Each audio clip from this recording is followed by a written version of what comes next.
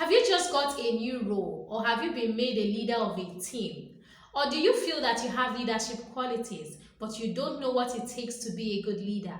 In this video, I'll be telling you what it takes to be a good leader and how you can overcome the challenges that may come along the way.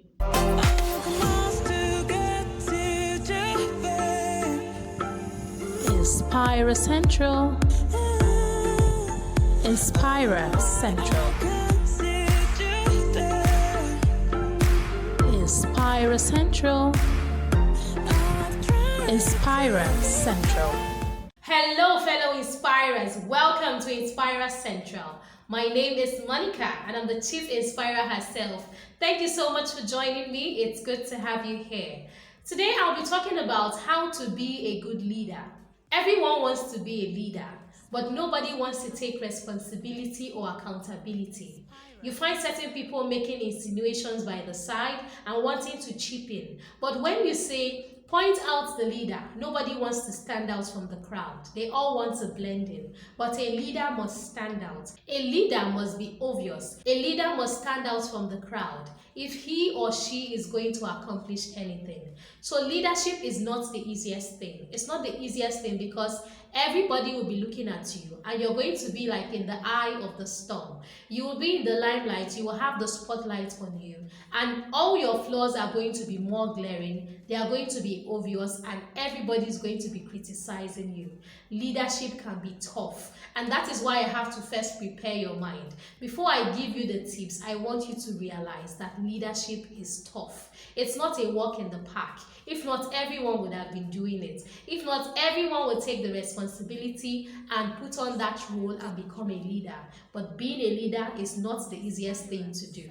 So let me give you the first tip. The first tip on how to be a good leader is to prepare your mind.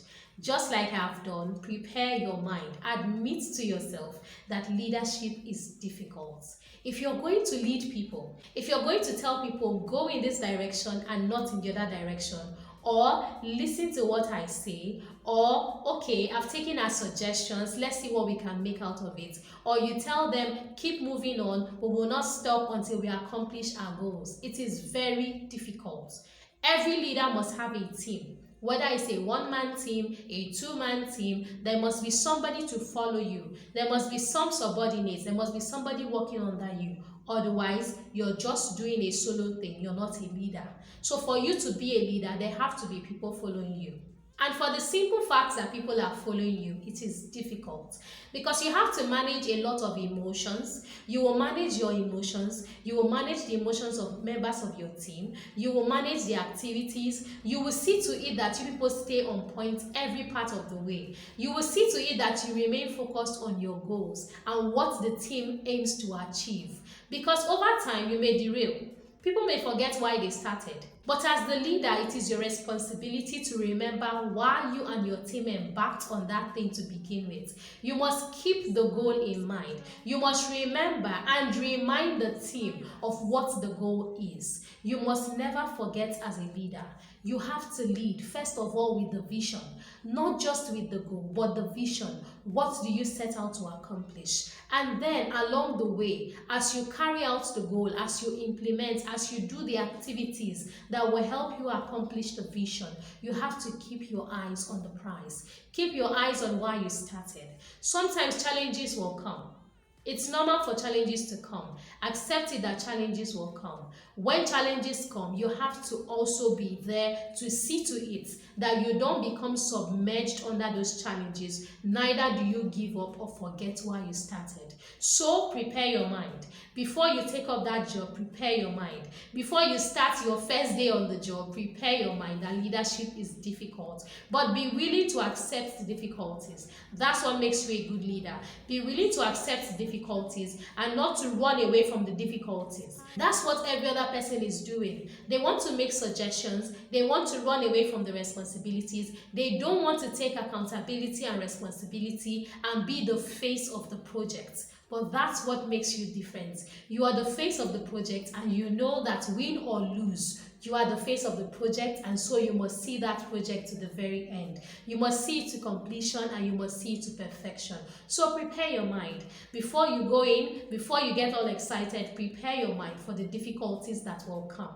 The second tip on how to be a good leader is to be prepared to do the hard work. Leadership is not just difficult, but the things you have to do to implement, to achieve your goals and to succeed are also difficult. There will be tasks, there will be assignments, there will be sleepless nights, there will be burning of the midnight candle, there will be all sorts of things. There could be travels, there could be work done over long stretches. There could be a lot that you have to do. You have to convince people, you have to go for meetings, you have to pitch, you have to do it all. You and your team, be prepared for that. Be prepared for the difficulties that will come. Be prepared for the hard work. There is nothing good that comes easy. There is no success that you just get walking along the road. Success is not laid on the pavement. Success is in the sweat, in the toil, in the hard work, in the consistency, in the doggedness and determination. That is where you find success. And so if you want success as a leader, if you want success for yourself and your team, you have to do the hard work. Don't be a lazy person thinking that you're going to lay back and let other people do the work. That's not how to lead. You yourself have to put in the effort. You have to put in some momentum. You have to put in some time. You have to put in some energy. You have to have sweat equity. You have to put in something as a leader. And don't forget that you're the example. You're the example. If you're sitting back, if you're laid back, do you expect your team to want to just grunt and do all the work? They would follow your example. They will act like you and be laid back. So if you want your team to work, you have to start by being the example. So prepare to do the hard work and actually put in the hard work. Don't just wait for your team to do it all. You have to be the example that hard work pays, and that until you get what you want, you will not stop working hard. To be a good leader, you have to be a good teacher. So you should be open to teaching your subordinates. Remember that you have more experience. Remember that before anybody calls you boss or manager, you have passed lower levels and you have once been a subordinate who has grown now through the ranks. So if you know that you're going to be a good leader, you have to be a good teacher. Teach your team what you have learned. Teach them what they need to excel and to achieve the goals of the team. Teach them what is necessary. Help each of them at whatever level they are. Be open to teaching them. Be open to instructing them. Be open to correcting them. And please note, you will not do it once and they will get it right. They will keep making mistakes. It's up to you as the leader to keep teaching them, keep reminding them, keep showing them how it's done, and keep helping them improve so that they don't remain on the same level. Neither do they keep making the same mistakes they've been making in the past. If your team does not become better as a unit, neither do individuals in your team become better, then that shows that you're not a good leader. It shows you're not an exemplary leader. You're not a leader who cares. You're not a leader who teaches and instructs the team members. So show your team how it's done. Give them practical examples. Give them the rules. Give them the guidelines. Guide them through as they do the job. Help them implement it. And when they do, be open to say, well done. Congratulations, that's how it's done. Keep up the good work. Always be willing to give them a pat on the back. Don't always complain. Don't be the kind of boss who always complains and says it's not good enough. But when somebody does it well, you don't have the same stamina or enthusiasm to say, wow, that is great work, I am proud of you. Speaking about being a good boss, I've talked about micromanagement on this channel. I'm going to put a link to that video on micromanagement. You know, there's a difference between supervising someone and helping them do better versus micromanaging them. Micromanaging them is you showing them that you don't trust their work, you don't trust what they are doing, and you don't even think that they can do it. So you take over the job, or you make them start feeling small or feeling inadequate. That's a completely different thing, and I want you to see the difference. So I'm going to put the link of that video in the description of this video. The next tip I'll give you on how to be a good leader is to expect the haters. They will come. Don't kid yourself, you're going to get a lot of people who will not like you. Some of them will be on your team, some of them will be in other teams, some of them may be in other parts of the organization. There will always be people who don't like you.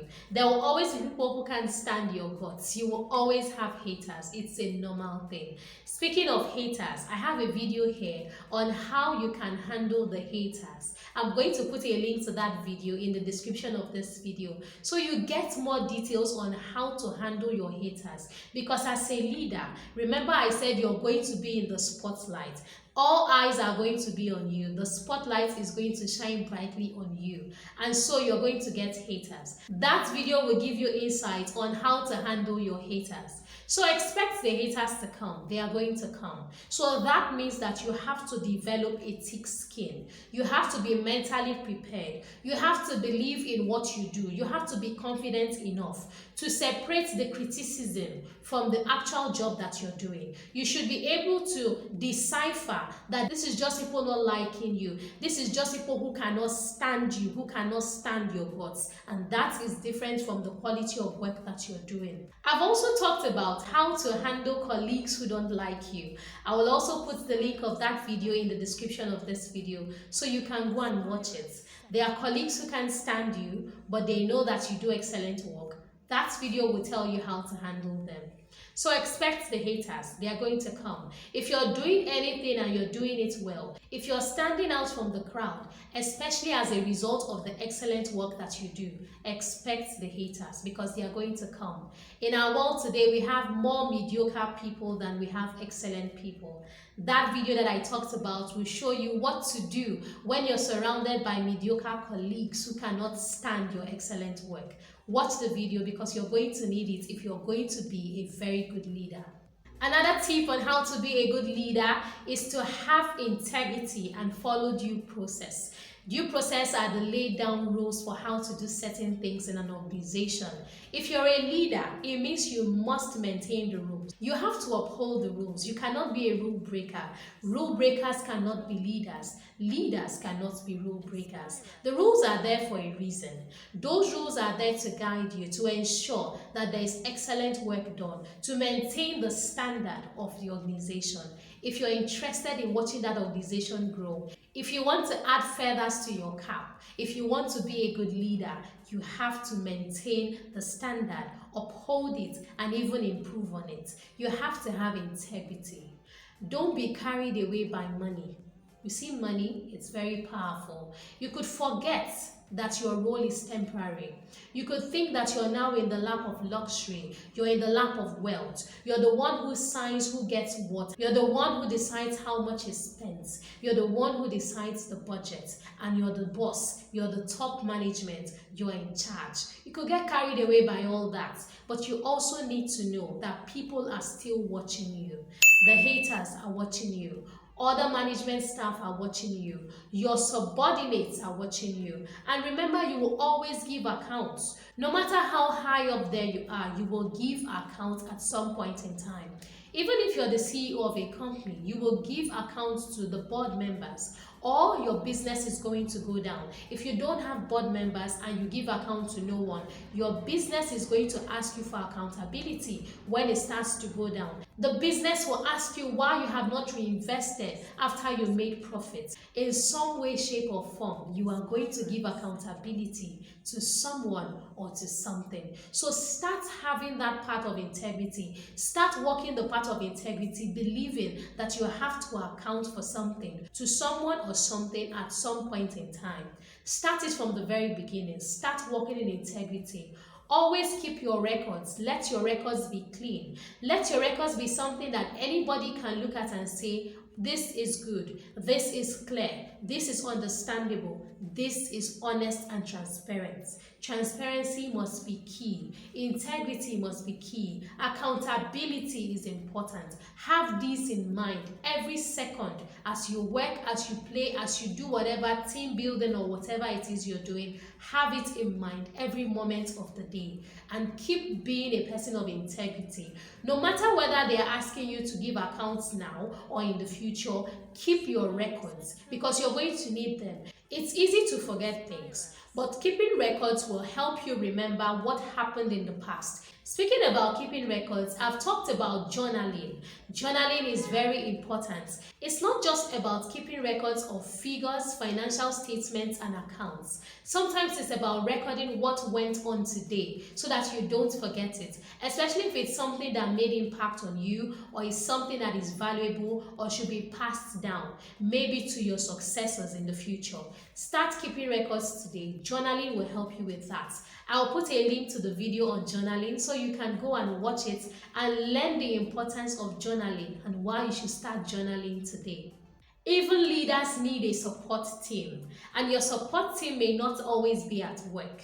It's important to have your support team at home, among family and friends, so that you have people who help you decompress when the pressure gets too much. You also need people to vent to when you've had a difficult day. And sometimes you need people to help you reach a decision. People who are unbiased, who do not have anything at stake except seeing you succeed on your role. People like that can be family or friends. You need a support system. You need a support team that helps you to decompress, to see things better, to get the pressure off, or to just vent. So have a strong support system, and that has to do with family. Speaking of support system, I have talked about why you need to spend time with family members and not work, but strike a balance. I'm going to put the link of that video in the description of this video so you can go and watch it and learn to strike a balance between work and family time. Family time is you building treasures, is you building memories, is you having a support system away from work. You're going to need this if you're going to be a good leader. If you're going to have a strong support system, you need to put in the time, the attention, and the affection. And that video is going to help you learn how to strike the balance between work and family time.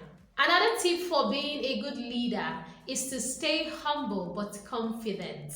That seems like an oxymoron. It seems like two clashing ideas, right? But let me tell you what I mean.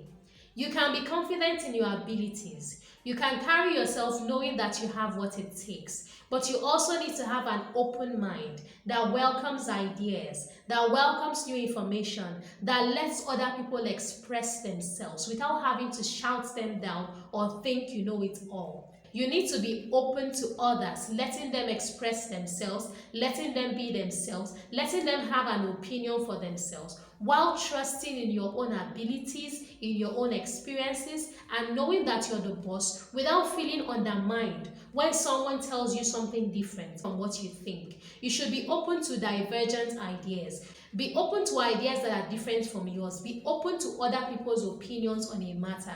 Ask people what they think. You don't want a team that feels suffocated or like they can't express themselves or that it is the boss's way or the highway. You don't want that kind of team. If you want a successful team, if you want a team that gives you its very best, where each member feels like they belong, you should let everybody express themselves. You should welcome ideas. You should welcome innovations. You should welcome strategies. Nobody has to think like you. If they think like you, all well and good. That means it's a unanimous vote. But if not, if somebody has a superior idea, you should welcome it. If somebody has a better concept of how to do things or a better strategy, you should be open to that. It must not always be your way or the highway. So stay humble, but still stay confident in who you are and what you bring to the table. The next tip I'll give you on how to be a good leader is to not make your job a barometer for measuring your self-worth.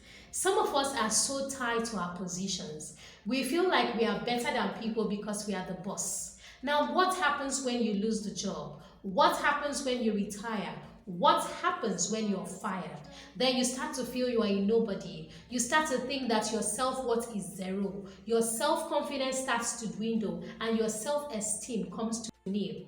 That should not be.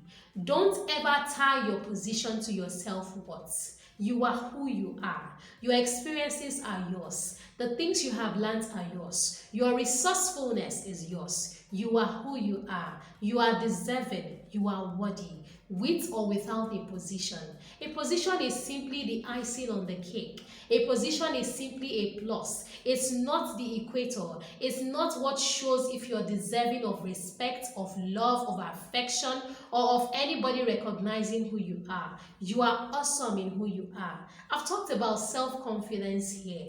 In several videos, I've talked of self-confidence, and I will put the links of those videos in the description of this video. Go and watch them and recognize that your self-worth should not be tied to your role. Your self-confidence should not be tied to your position. Your self-confidence is completely different from your job. Your job is your job. You are you, and you remain worthy. You remain important. You are always valuable, no matter what role you serve in, no matter what position you have. And even if you don't have a position, you are still valuable. Your job is not what is used to measure your self-worth. If you've been doing that, you need to desist from it, because that job is temporary, but you are more important than that job. Remember that you have other things that make you who you are. It's not this job that defines who you are. There's a lot more about you. There are so many angles, so many perspectives, so many aspects to you. You have a life that is bigger than your job. And so you should not make your job the barometer for measuring your self-worth. Your self-worth is based on who you are. You are awesome. You're deserving of respect. You are worthy. You are important. You are valuable. Your job is simply a plus. The next point I'm going to give you is to further buttress what I just said, that your job should not be the barometer for checking your self-worth. And that is, build a life outside your job. The reason why many people actually think that their jobs should be used to measure their importance or value is because they don't have a life outside the job. How is your family life? How is your love life? How are your relationships with your parents, your siblings, your children, your spouse, your friends? Do you have a social life? All these are things that add up to giving you fulfillment and joy. These are things that improve your self-worth. These are things that make you happy. These are things outside the job that add to who you are as a person, that boost your personality and give you self-confidence. If you don't have these things going for you, you need to start working on them. You need to start building a life for yourself outside the job. The job is temporary. The job can be done by anybody else. The job can be given to anybody else. If you lose that job, what happens to you? If you quit that job, what happens to you? If you are fired, what happens to you? If the contract ends, what happens to you? Have you thought about that? Because if you don't have any other thing going for you, you are going to overemphasize, dwell so much, hang on to that job, and you're going to put it on a pedestal. You're going to make that job more important than anything you ever imagined. And you're going to feel that your self-worth and your self-esteem are tied to that job because you have nothing else going for you. So start building a life today outside your job. Start checking up on family members. Start calling friends you haven't spoken to in a while. Start building a life, a circle, a system, a support system outside that job, because you are going to need it in order for you not to tie your self-worth to that job, not to prioritize your job and think that that is the be-all and end-all of your life. You need to start building a relationship, building friendships, building interactions, doing things, having a hobby, doing things that have nothing to do with your job, things that fulfill you in other ways outside your job. Your job is important, but it's not the be-all and end-all of your life. You need to start building a social life, start building a community for yourself outside your job. The final tip I'll give you on how to be a good leader is to prepare to hand over at any time. This is something that many leaders don't want to hear, especially when they are obsessed with their positions and their roles and the perks and the respect that come with the roles. But as a good leader, you have to prepare to hand over to somebody else at some point in time. And it's also important that you start building a successor. The successor may not necessarily be somebody you handpick. Maybe it's somebody who is next in line. Start building a successor today. Start teaching your successor those things you have learned, so that when you leave that office, when you leave that position, there is someone who is capable. There's someone who can take over and do as well or even better than you have done. You don't want someone who would not be able to continue the hard work you started. You don't want someone who will mess up what you have taken time, energy, effort, and emotions to build. You want somebody who will sustain what you have done and even improve on it. So it's best that while you still have the time, you build a successor. You groom a successor for yourself, for the company, for the job, for the role. Somebody who is deserving, somebody who has what it takes, somebody who is ready to work just as hard or even harder than you have. Build that foundation and let somebody deserving, somebody adequate, somebody capable do the job and continue from where you stopped. Stop thinking you'll be on that role forever. That is not the smartest thing to do. No matter how long you live or how long you spend in the company, you will not be on that job forever. Over time, they're going to need someone younger, someone with more experience, someone with modern ideas, someone with a fresh set of eyes. And that is why you need to start grooming a successor, because you will not always be the ideal person for that job. If you want to be a good leader, you should have a good successor. Always keep it in mind that you will not be on that job forever. So start grooming your successor. It could be one, it could be two, it could be as many as your whole team. They are all successors for different times, for different seasons. Start building them today and make your team a great team that you will be proud of, that you would have invested in, and that you can look back and come back to visit and say, this is my team, they are doing well and I'm proud of them. Leadership takes a lot, like I said at the very beginning, and so you have to be well prepared before you embark on any leadership role. Leadership demands accountability, it demands openness to new ideas, it demands so much hard work, dedication, and it also demands having a mind that prepares for the future. I hope that these tips have guided you on how to be a good leader and how to bring out the very best from your team and achieve your goals as a team. If you enjoyed watching this video, if this has helped you, please drop a comment below. Also, if you enjoyed watching this video and you'd like to see more videos on self-development and growth, please subscribe to this channel. Simply click the subscribe button and get subscribed to this channel today. It is completely free of charge. You don't have to pay anything to subscribe to this channel, so click that subscribe button. Also, do not forget to click the notification button so you'll be notified as soon as I update. Please like this video, give it a thumbs up if you enjoyed watching it. Also, do not forget to share this video with everyone. We are all leaders in different ways in different fields, and we all need to improve and become better leaders. Share this video with everyone who is in some form of leadership role so that we can all become better leaders and increase productivity and growth. Thank you very much for watching this video to the very end. Thank you for giving me your time. I have a playlist in the description of this video. Please go and watch the videos in that playlist and keep improving yourself, growing and becoming a better person. Don't forget to be an inspiration. I'll see you in the next video. Bye for now. Please subscribe, click the notification button, like this channel, share our videos, and follow us on social media. Thank you very much. Inspira Central.